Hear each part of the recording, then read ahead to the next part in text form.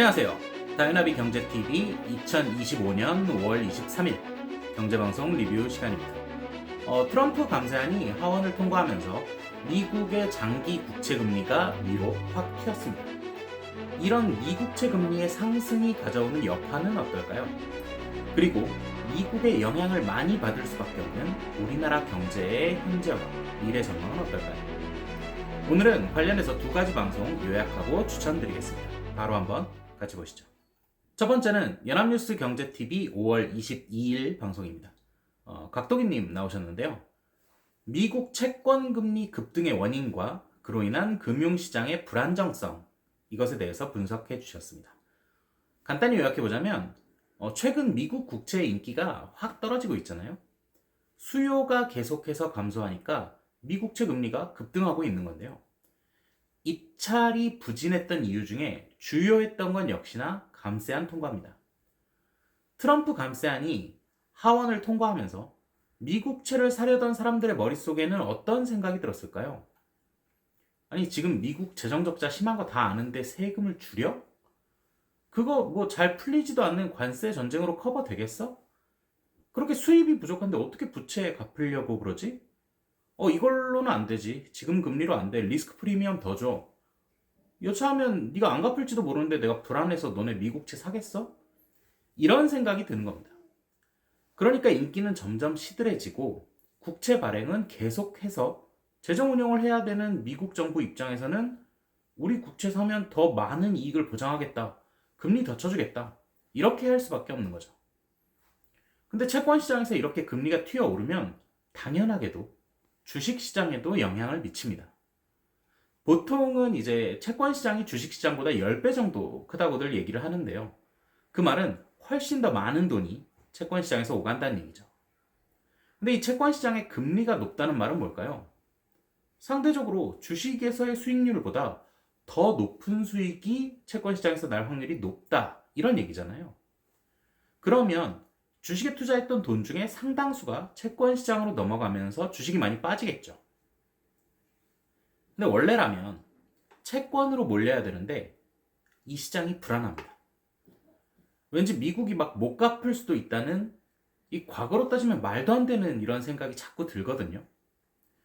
미국 국채가 원래는 세계에서 제일 가는 안전자산이었잖아요. 우리가 제일 안전한 투자를 보통 뭐라고 생각하죠? 은행에 예금, 적금 뭐 이런 거 드는 거잖아요. 근데 어떻게 보면 어지간한 은행에 예적금 드는 것보다도 훨씬 안전한 거죠. 은행은 정말 혹시라도 만약에 망할 수 있는데 미국이 망한다는 건 사실 생각하기 어려운 일이었으니까요. 근데 지금 시장은 그걸 두려워하고 있는 겁니다. 이런 상황이다 보니까 각동희님은 미국 자산에 집중 투자하신 분들은 지금이라도 자산 배분을 진지하게 고민하라고 조언하십니다. 여기에 더해서 최근 발표된 미국의 CPI와 PPI, 즉 이 소비자 물가 지수와 생산자 물가 지수를 보면 이게 그렇게 높지 않습니다. 무슨 말이냐면 이게 인플레이션에 영향을 미치는 요소들인데 지금 당장은 인플레이션이 그렇게 높지 않다는 얘기죠. 그러면 다시 말해서 지금 이 셀 아메리카 현상이 인플레이션 위기로 인한 이슈가 아니고 그냥 시장 참여자들의 미국 불신 현상이라는 말이 됩니다. 아직 인플레이션 위기가 반영이 안 된 채로 이 상황이잖아요. 근데 6월이 넘어가면서 본격적으로 미국 물가가 상승하기 시작하면 어떻게 될까요? 공급망 충격이 오면서 미국채 가격은 더 떨어지고 국채 금리는 오르지만 사람들은 아무도 그걸 사지 않고 주식시장도 덩달아 하락하는 최악의 상황이 올 수 있습니다. 그러다 보니까 최근에 SLR 완화 이야기도 나오고 있다고 하죠. 이 SLR 완화라는 게 미국 은행들이 국채를 더 많이 살 수 있게 이런 식으로 하는 건데요. 이거는 약간 일본의 상황과 비슷하게 돌아가는 느낌입니다. 일본이 지난 아베노믹스 시절에 일본 내부에서 일본 국채를 가장 많이 사서 갖고 있는 이른바 약간 국가 충성 뭐 이런 형태로 디플레이션 시기를 버텨왔잖아요. 지난번에도 미국이 일드 커브 컨트롤을 도입하는 방식을 논의 중이다. 이런 얘기를 해드린 적이 있습니다. 그것과 비슷하게 미국채를 미국 내에서 더 많이 살 수 있도록 이렇게 하는 방안을 미국이 생각하고 있는 게 아닌가. 그런 생각이 유독 많이 들게 하는 방송이었습니다.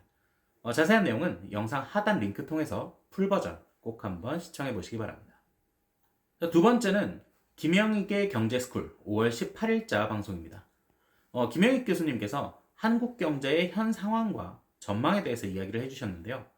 간단히 요약을 하자면 우리나라 경제는 구조적으로는 저성장, 저금리 국면에 접어든 것이 맞지만 단기적으로 보면 올해 1분기가 저점이었고 사이클적으로 하반기에는 수출, 내수 회복 이런 걸로 경제가 점진적으로 나아질 거라고 하시는데요.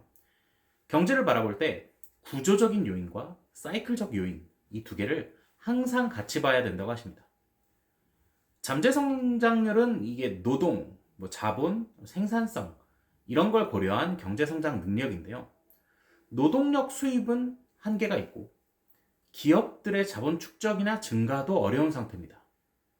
거기다가 제일 중요한 생산성이 이 사회적 통합의 어려움으로 미진한 상태라고 합니다. 요즘 대한민국 정치, 사회 전반적으로 어지러운 상태잖아요.